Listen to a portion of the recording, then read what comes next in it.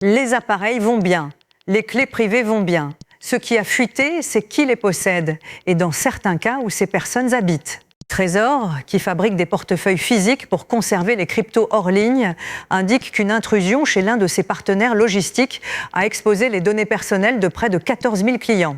La société identifie ce partenaire comme son prestataire d'expédition, Shipmonk. Une partie des enregistrements exposés contient des adresses de livraison. Trésor a précisé ce qui n'était pas touché. Les appareils, les clés privées et les sauvegardes sont intactes et la société affirme que la fuite ne met pas directement les fonds en danger.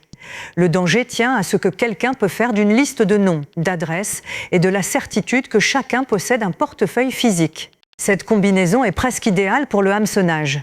Toute personne figurant sur cette liste devrait traiter comme hostile un message inattendu au sujet de son portefeuille.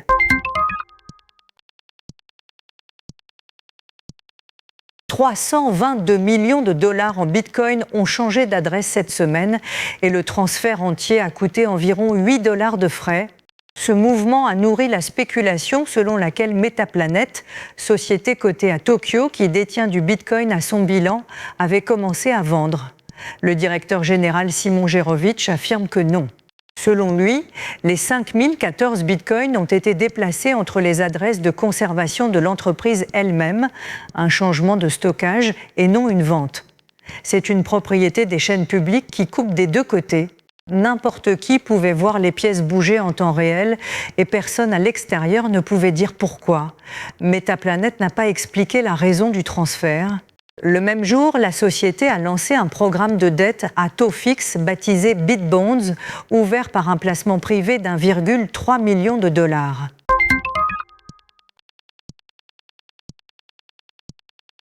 Une banque peut détenir la bonne licence, respecter chaque règle et rester malgré tout exclue du système de paiement américain parce qu'un seul régulateur a le dernier mot.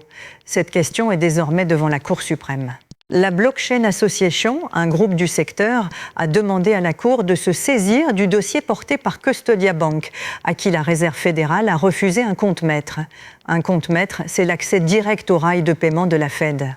Sans lui, une banque doit faire transiter ses paiements par un autre établissement qui en possède un, ce qui coûte de l'argent et crée une dépendance. L'association soutient que la Fed ne devrait pas disposer d'un large pouvoir discrétionnaire pour refuser des banques d'État éligibles et avertit que ce même pouvoir pourrait exclure du système bancaire des entreprises crypto parfaitement légales. La Cour n'a pas dit si elle examinerait l'affaire.